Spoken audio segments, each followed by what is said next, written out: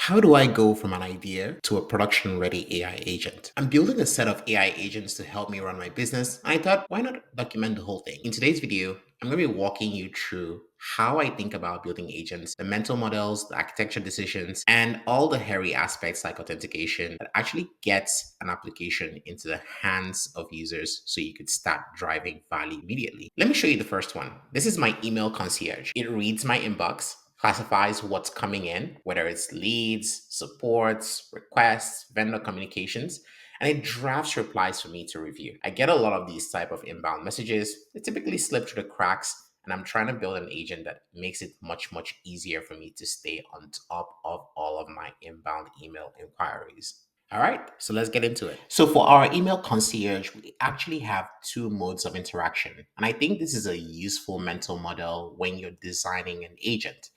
First, there's something I call ambient agents or background agents. These are event driven agents. So when a new email arrives, as an example, in our case, we can basically trigger this agent to analyze that email and run its analysis. This agent is running typically in the background. And this style really works when you have structured flows, things that run in a batch, the steps are clear, and we just need AI to handle the generation part, classifying the email and drafting a response. So let's go ahead and test that out right now. Now, for the purposes of this video, I'm going to manually trigger this, but essentially in my actual application, I'm going to be building out an actual cron job or an event subscriber to listen to the email. So I'm going to go run this right now. All right, so as you can see here, we have three main tasks that have been generated. So what's happening behind the scenes is that our email concierge agent has gone through the email inbox, is checked out all the various emails that have come in. In this case, is really looking at my last unread emails, and it's coming up with essentially a suggested response based on the email that has come in. You can also see that it is doing some classification right here, telling me this is a support ticket versus this one, which is more of a lead, or this one, which is also a lead record as well. Now, I can basically edit this. So as an example, I can decide to put my name in here and I can send a reply as well. And this will go ahead and help me handle that particular task.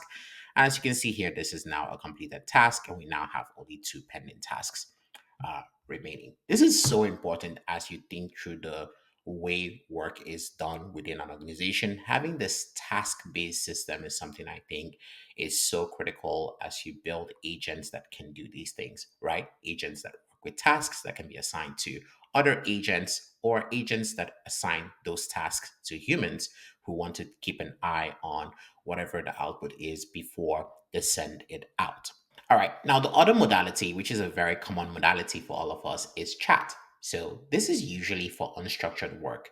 When a task isn't deterministic, maybe I'm trying to identify patterns across my email correspondence. Maybe I want to ask who's been following up about partnership, or I want to do some research. Now, anytime you have agents where the work is unstructured, this starts to become something that is interesting.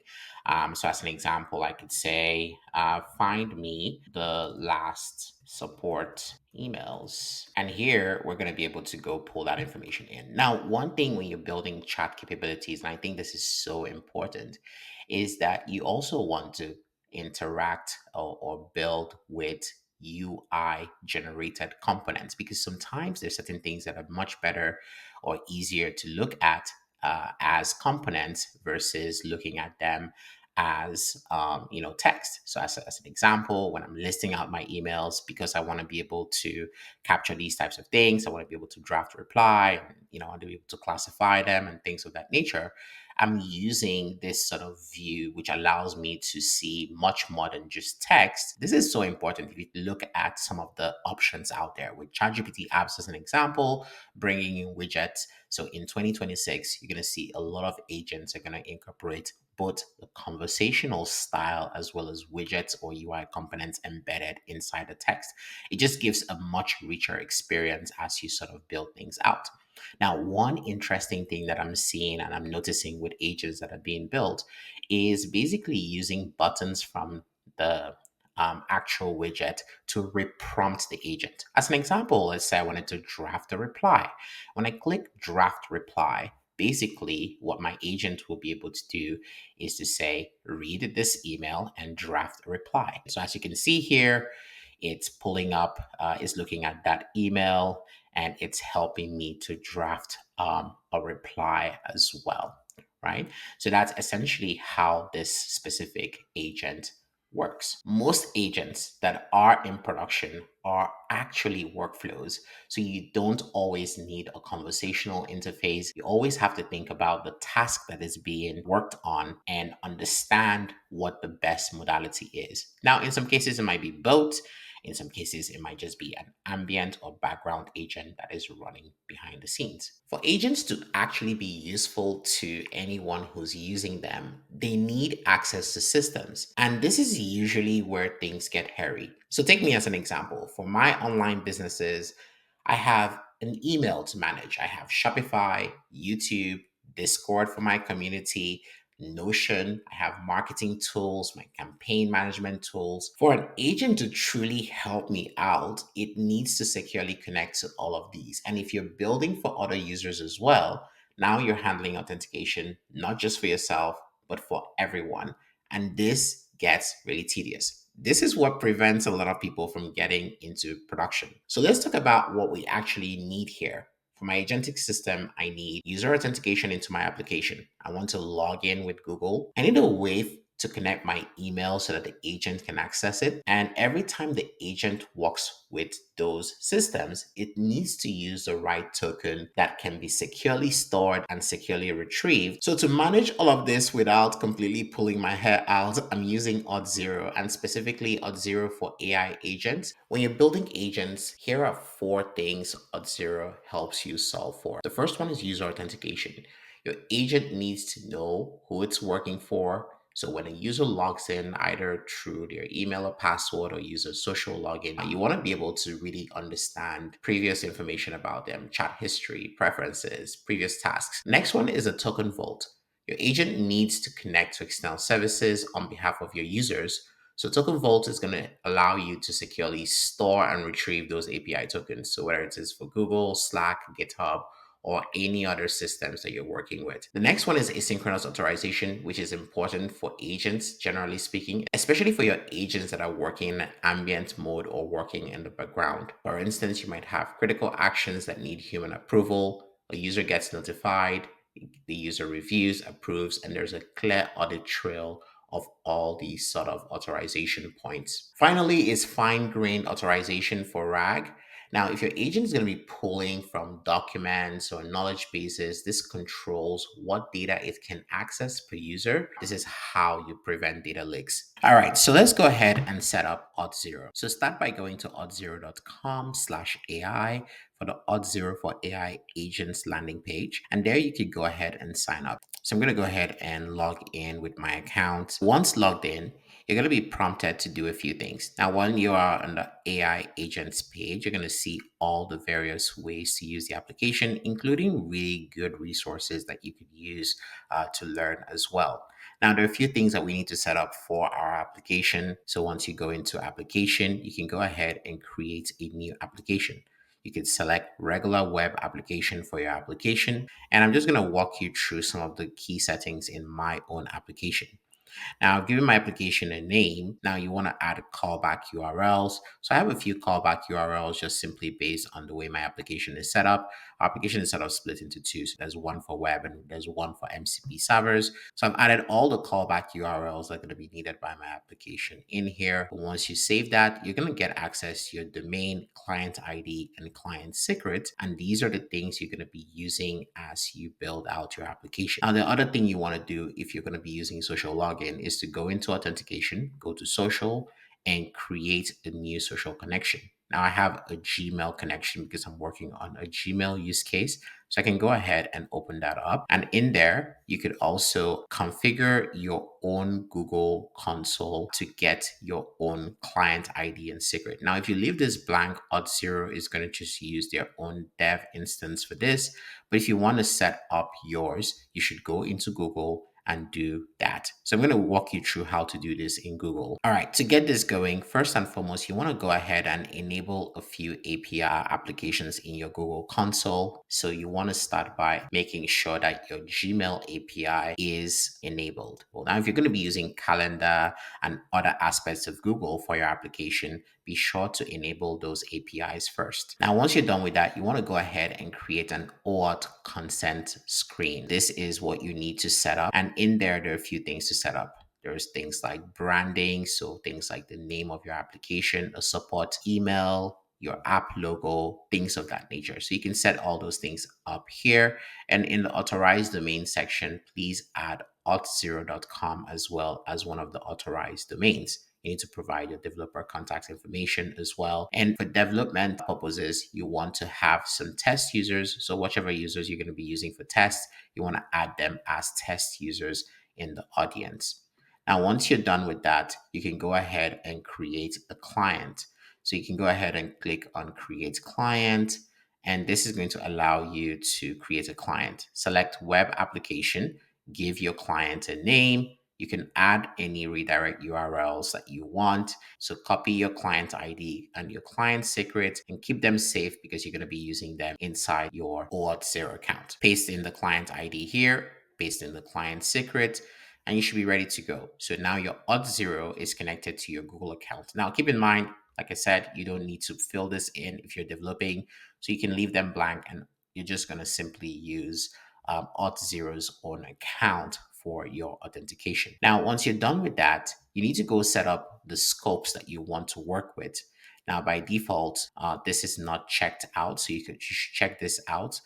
If you're going to be doing a refresh token process, you want to set up offline access. Basic profile and extended profile are going to be there by default because they're required for login. And you can also set up other applications. In my case, because I'm using Gmail for this particular example, I've set up Gmail access for all of the Gmail capabilities. You could also add others. And maybe in subsequent videos, I'm going to be connecting to my Drive and my calendar for scheduling use cases. And I'm going to be doing that as well. Now, keep in mind that you can also add other types of authentications as well. You would see that there's a ton of different possibilities. So if you create a new connection, you're going to see so many different ways to access different types of applications, including Salesforce, Discord, and Slack. All right, so let's take a look at the architecture. The application has two parts. First, the Next.js application, which is the front end.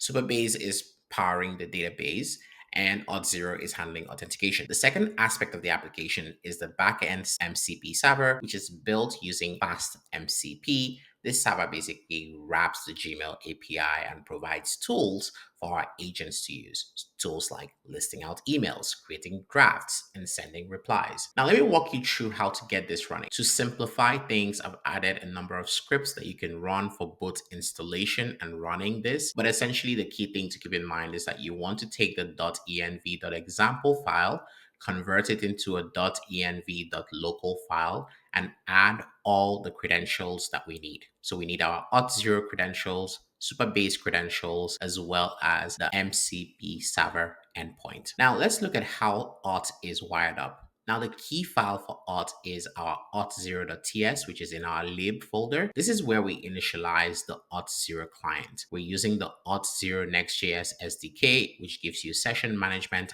out of the box. The important part for agents is getting the user's identity so we can scope everything to them. Next up is connections. When a user connects to your Gmail, we're storing that connection through Auth0's token vault. The flow is as follows. User clicks connect, OAuth dance happens, Auth0 stores the tokens securely. When the agent needs access, it retrieves the token from the vault, refresh is automatic, you never touch raw credentials in your application code. So let's talk about why we're using MCP servers instead of APIs. Now, MCP servers are becoming the de facto standard for providing context and providing access to external systems to your agents. Now, you could use APIs and convert them into tools, but here's the thing. As you build out your agent capabilities, you have to think about distribution. An MCP server with proper auth isn't just an app that you use within your own application. It can also be usable across other MCP clients like the ChatGPT app,